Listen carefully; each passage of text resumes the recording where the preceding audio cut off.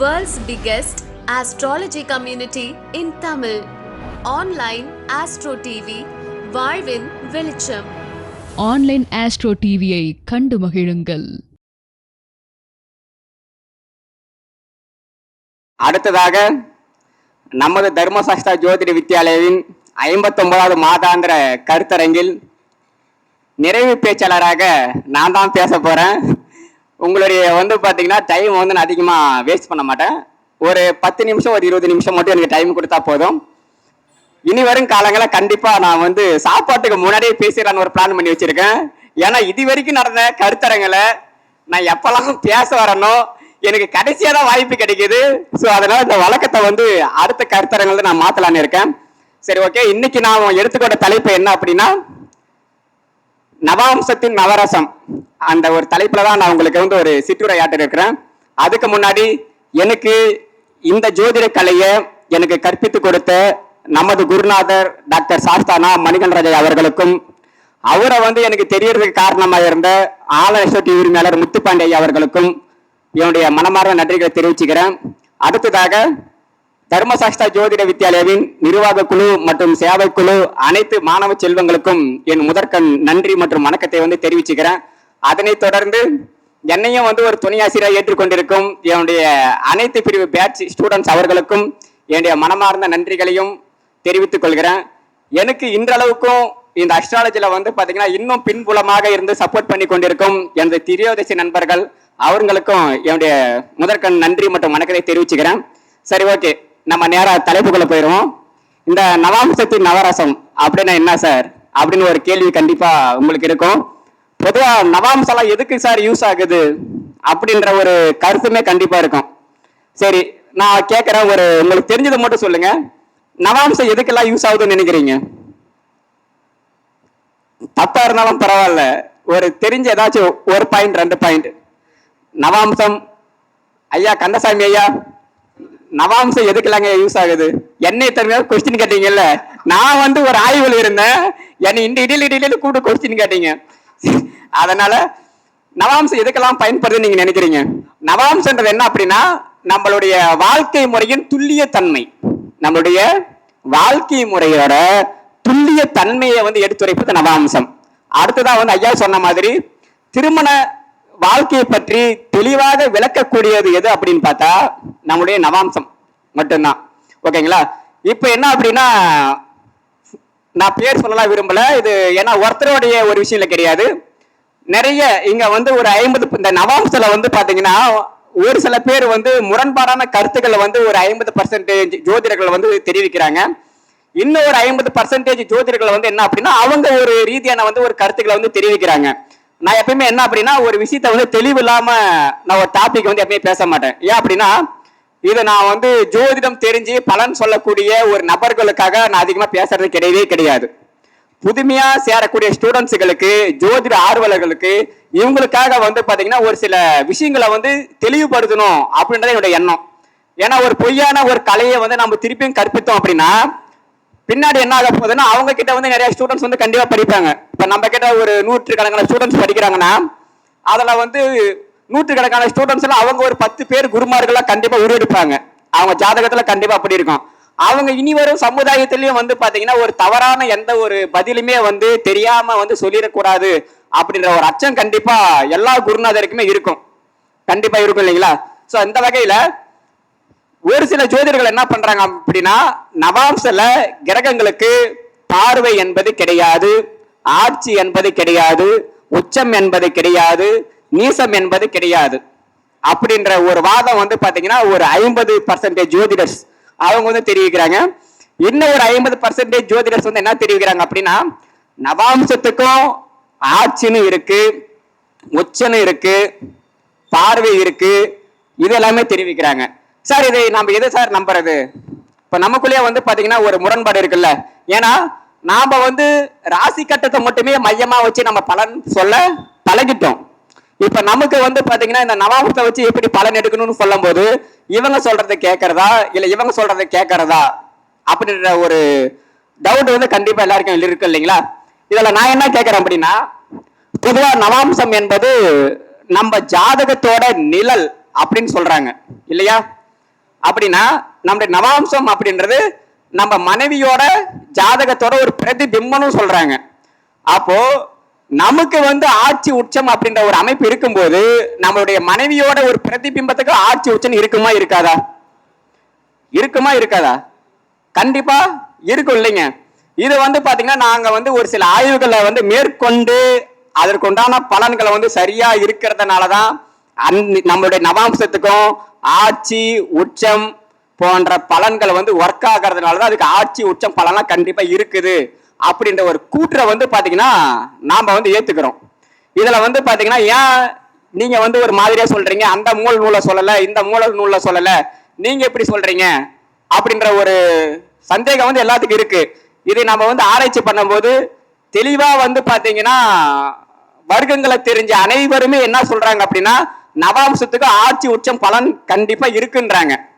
அதை வச்சு பாத்தீங்கன்னா அவங்க பலன் சொல்லக்கூடிய விதிகளும் எல்லாருடைய ஜாதகத்துக்கும் நாம வந்து ஜாதகத்துக்கு வந்து ஒத்து போகாத எந்த ஒரு விதியும் நம்ம சொல்ல மாட்டோம். ஜாதகத்துக்கு ஒத்து போற விதி கண்டிப்பா பொருந்துது, பொருந்தாமலாம் கிடையவே கிடையாது. சோ இந்த நவாம்சத்துல கண்டிப்பா ஆட்சி உச்சன்ற பலன் கண்டிப்பா தீர்மானம் செய்யுது. இவங்க நான் என்ன கேட்கிறேன் அப்படின்னா இந்த ஆட்சி உச்சம் வந்து பாத்தீங்கன்னா இல்லைன்றாங்க. கிரகத்தோட வலிமை நிலையை வந்து நாம வந்து நவாம்சத்துல பார்க்கலாம் அப்படின்ற ஒரு தரப்பு கிட்ட நான் கேட்கிறேன் என்ன அப்படின்னா கிரகத்தோட வலிமைன்னு நீங்க எதை தீர்மானிப்பீங்க?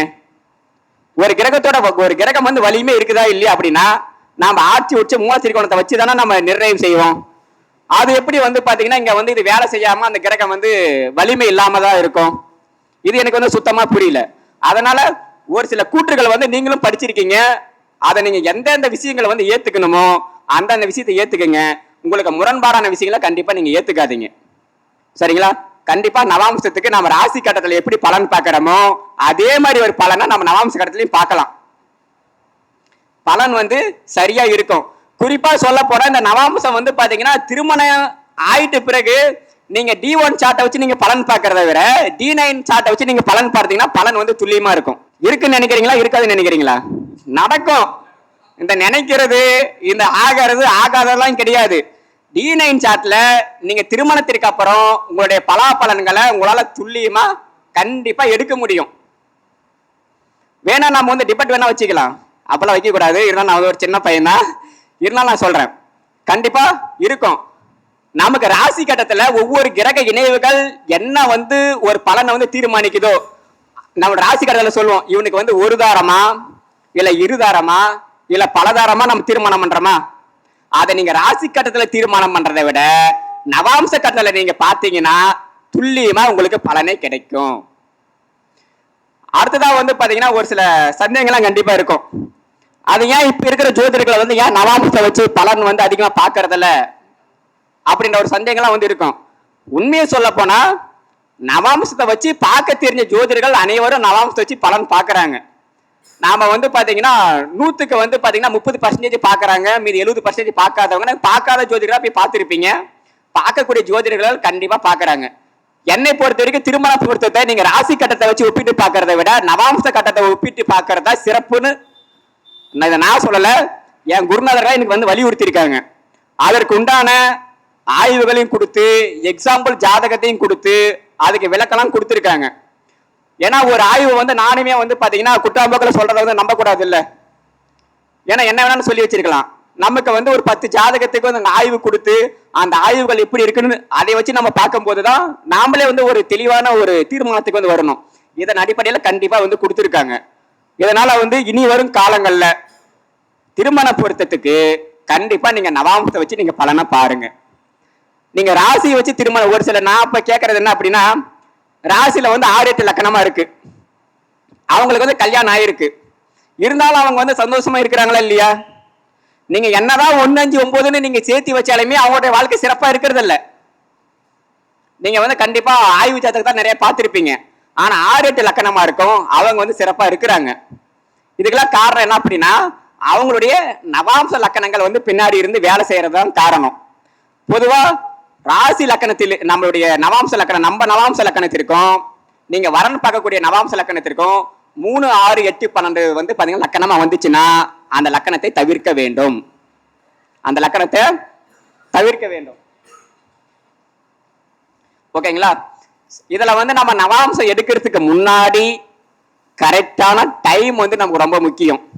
ஏன் அப்படின்னா ஐயா வந்து சொன்ன மாதிரி 13.30 அது வரைக்கும் ஒரு வேல்யூ வந்து கண்டிப்பா இருக்கும். அதுக்கப்புறம் நவாம்ச லக்கணம்லாம் வந்து பாத்தீங்கன்னா மாறி போகும். இதுல வந்து ஒரு செகண்ட் மாறினாலுமே நமக்கு தான் வந்து ப்ராப்ளம்.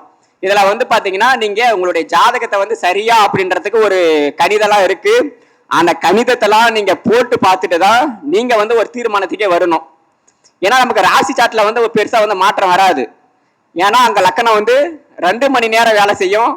ஒரு பாதம் மாறினாலும் பெரிய அளவுக்கு வந்து நமக்கு பலன் வந்து மாறுவதில்லை. ஆனா நவாம்ச லக்கணத்திற்கு அப்படி கிடையவே கிடையாது.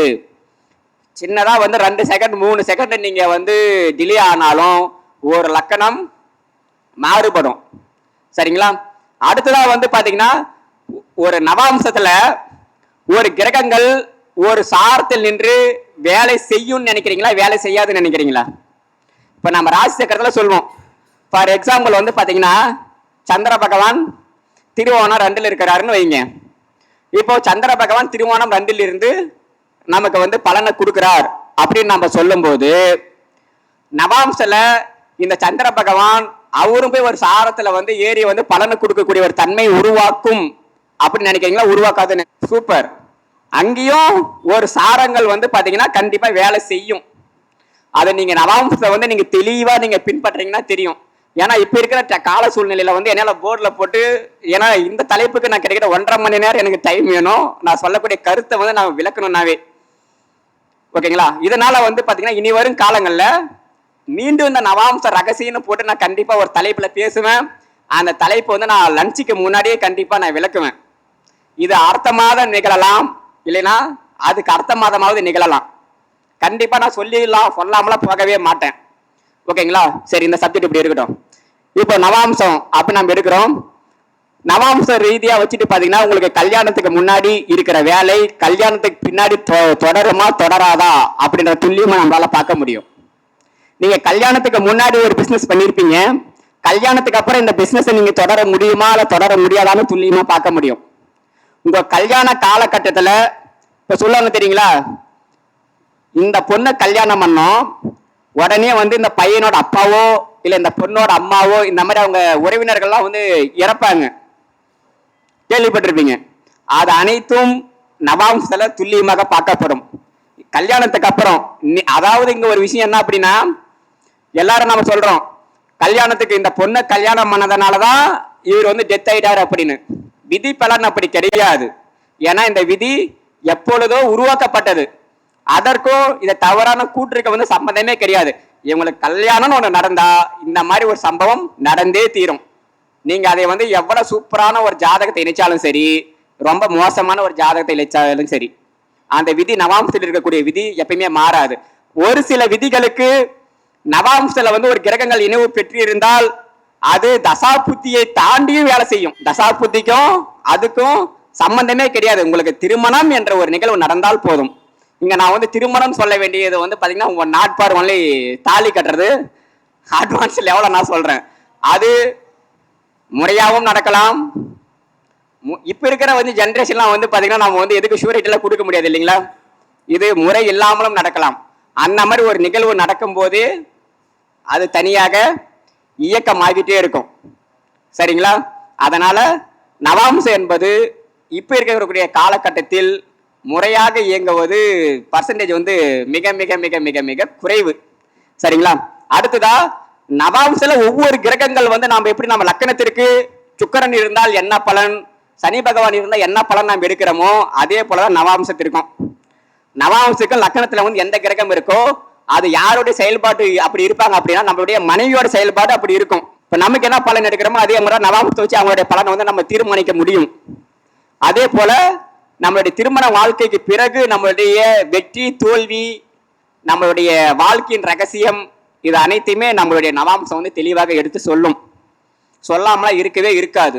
இங்க நவாம்சம் ஒரு சில பேர் வந்து பாத்தீங்கன்னா ஒன்லி இந்த புஷ்கர் நவாம்சத்துக்காக மட்டுமே பயன்படுத்திட்டு இருக்காங்க. அந்த நவாம்சம் வந்து ஒன்லி புஷ்கர் நவாம்சத்துக்காக பார்க்கப்படக்கூடிய ஒரு அமைப்பு கிடையவே கிடையாது.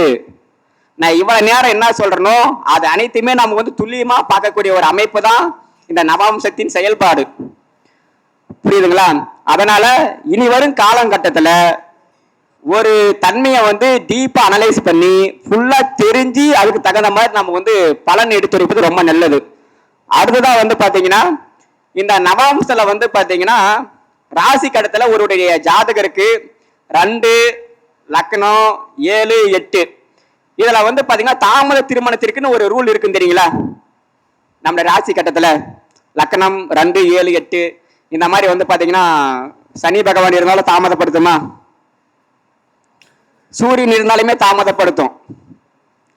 இந்த மாதிரி கிரகங்கள் நம்முடைய நவாம்ச லக்கணம் அங்கேயும் வந்து பாத்தீங்கன்னா 1 2 7 8 இந்த மாதிரி இருந்தாலுமே அங்கேயும் வந்து பாத்தீங்கன்னா தாமதம் வந்து கண்டிப்பா படுத்தும். இங்கேயும் ஒரே மாதிரி இங்கேயும் ஒரே மாதிரி இருக்கிறவங்களுக்கு தான் 35 வயசாயும் பொண்ணு கிடைக்க மாட்டேங்குது, 40 வயசாயும் பொண்ணு கிடைக்க மாட்டேங்குது. இந்த மாதிரி சுத்தக்கூடிய அனைத்து அதிகப்படியான ஒரு அமைப்புகள் வந்து பாத்தீங்கன்னா இந்த மாதிரியான ஒரு ஜாதகத்துல வந்து கண்டிப்பா இருக்கு. அதே போல இந்த நவாம்சத்துல வந்து பாத்தீங்கன்னா லக்னம் 6 7ஆம் இடம் ரொம்ப கேர்ஃபுல்லா நம்ம வந்து வாட்ச் பண்ணணும். அதுல இரட்டைத்தன்மை அப்படின்னு சொல்லக்கூடிய ஒரு கிரகம் வந்து சம்பந்தம் படவே கூடாது. இரட்டைத்தன்மை அப்படின்னா எந்த கிரகம் சம்பந்தம் வரும்? புதன் பகவான். சூப்பர். ஓகேங்களா? அந்தனுடைய தன்மை வந்து வரக்கூடாது. ஏன்னா இதை வந்து கொஞ்சம் மீடியான்றதுனால வந்து என்னால் எதுவுமே நிறைய விஷயங்களை வந்து ஓப்பனா சொல்ல முடியாது. ஸோ இரட்டை தன்மைனாவே நீங்களே புரிஞ்சுக்கணும் இல்லையா? அதுக்கப்புறம் சேம் அதிகாரம் பண்ணக்கூடிய சூரிய பகவான் அங்க சம்பந்தம் வரக்கூடாது. இந்த மாதிரி எக்ஸட்ரா எக்ஸட்ரா எக்ஸட்ரா அப்படி நிறைய விதிகள் வந்து கண்டிப்பா இருக்கு. இதை நீங்க வந்து பாத்தீங்கன்னா ஆய்வு பண்ண நவாம்சுக்குள்ள நீங்க எந்த அளவுக்கு உள்ள போய் ஊறி நீங்க ஆய்வு பண்றீங்களோ அந்த அமைப்புல நிறைய விஷயங்களை வந்து உங்களுக்கு புலப்படும். நம்மளுடைய ராசி லக்கணமோ இந்த நவாம்ச லக்கணமோ வச்சே வந்து பாத்தீங்கன்னா நிறைய ரூல் வந்து பிளே ஆகும். குறிப்பா நம்ம சொல்லுவோம் நம்ம ஜோதிட விதையில ராசி லக்கணத்துக்கும் நவாம்ச லக்கணத்துக்கும் 6 8 விழுந்தால் இந்த ஜென்மத்தில் இவன் போராடக்கூடிய ஒரு பிறவியாக செயல்படுவான் அப்படின்னு நம்மளுக்கு வந்து தெரியும். அதை தவிர்த்து 2ஆம் இடம் 3ஆம் இடம் 4ஆம் இடம் இருக்கும்போது நம்ம பொதுவா பார்க்கக்கூடிய ரூலுக்கும் ஆனா ஒரிஜினலா வந்து நவாம்சத்தின் ரூலுக்கும் நிறைய கருத்துக்கள் வந்து வேறுபாடு உருவாக்கும். ஏன்னா இது நம்மளுடைய வாழ்க்கை முறையோட நம்மளுடைய மனைவியின் நம்ம மீது ஏற்படுத்தக்கூடிய ஒரு எதிர்பார்ப்பையும் வந்து பாத்தீங்கன்னா தீர்மானிக்கும். அது காதலாக இருந்தாலும் சரி, மோகமாக இருந்தாலும் சரி, எதுவாக இருந்தாலும் சரி, உங்களுடைய நவாம்சத்தை புரிந்து கொண்டு நீங்கள் திருமண வாழ்க்கையில் செயல்படுவது ரொம்ப ரொம்ப ரொம்ப ஒரு நல்ல விஷயம். அதுக்குதான் திருமண பொருத்தத்துல நவாம்சம் டு நவாம்சத்தை வந்து பாத்தீங்கன்னா இணைச்சி வந்து திருமணம் பண்ண சொல்லுங்க அப்படின்ற ஒரு காரணத்தை வந்து உருவாக்கும். அடுத்ததான் வந்து இந்த நவாம்சத்துக்கு வந்து இந்த கோச்சாரத்தை வந்து எப்படி வந்து பாத்தீங்கன்னா பிளே பண்ணுவோம் அப்படின்னா இதுல வந்து நிறைய விஷயங்கள் இருக்கு. இன்னைக்கு ராசி கடத்துல ஒரு கோச்சாரத்தை நம்ம போடுவோம் இல்லையா? அதே கோச்சாரம் தான் நம்ம வந்து நவாம்சில் அப்ளை பண்ணி பார்க்கிறோம். இதுல இன்னும் துல்லியமா நீங்க பார்க்கணும் அப்படின்னா அந்த கோச்சாரத்துக்குன்னு போகும்போது அங்க ராசிக்கு ஒரு கோச்சாரம் இருக்கும். அந்த போல பார்த்தீங்கன்னா நவாம்சத்துக்கும் தனி கோச்சாரம் மாறுமா? இங்க ராசியில ஒரு லக்கணமா இருக்கும், ஆனா அப்படியே நீங்க நவாம்சத்துக்கு பண்ணீங்கன்னா அங்க ஒரு லக்கணமா மாறும். அந்த கோச்சாரத்தையும் அந்த D9க்கு வச்சு நீங்க தசாபுத்தியை வந்து கால்குலேட் பண்ணும்போது அங்கதான் நீங்க வந்து நிறைய வந்து ஒரு துல்லியமான ஒரு செயல்பாடுகளை நீங்க ஆராய்ச்சி பண்ணி எடுக்க முடியும். நீங்க பொதுவா கோச்சாரத்தெல்லாம் போட்டுலாம் பண்ணீங்கன்னா உங்களுக்கு துல்லியமான ஆய்வுகளை வந்து நீங்க எடுக்க முடியாது. இந்த மாதிரி நிறைய விஷயங்கள் வந்து கண்டிப்பா இருக்கு. ஸோ நான் சொன்ன மாதிரி கரெக்டாக ஒரு 15 நிமிஷம் 20 நிமிஷம் நான் முடிச்சுட்டு நினைக்கிறேன். இது முடியல. கண்டிப்பா அடுத்த கருத்தரங்களை நான் உணவு இடைவேளைக்கு முன்னாடி இதை பத்தி கண்டிப்பா 1.5 மணி நேரம் நான் பேசுவேன். அது அடுத்த கருத்தரங்கமா இருக்கலாம், இல்ல அதுக்கு அடுத்த கருத்தரங்கமா இருக்கலாம். ஏன்னா கண்டிப்பா எப்படி கண்ணசாமியாக்கு முன்னாடி நான் போயிடுவேன். ஏன்னா அவரு எனக்கு முன்னாடி போறதோ எனக்கு கொஞ்சம் டைம் வந்து சரியா அமைய மாட்டேங்குது. அதனால வெப்படை கந்தசாமியாவுக்கு முன்னாடி நான் இந்த தலைப்புல மீண்டும் பல ஆய்வுகள் வந்து உங்களுக்கு போட்டு நிறைய ரூல்கள் கொடுத்து, ஏன்னா இங்க இருக்கிறவங்களுக்கு கண்டிப்பா நவாம்சம் இருக்கும் இல்லையா? அப்ப நேரடியா ஓப்பன் சேலஞ்சா கண்டிப்பா நான் பலன் சொல்லுவேன். ஆட்சி உச்சம் வேலை செய்யுதுன்னு நான் நிரூபிப்பேன். ஓகேங்களா? நான் வந்து நிரூபிக்காமலாம் கண்டிப்பா போக மாட்டேன்.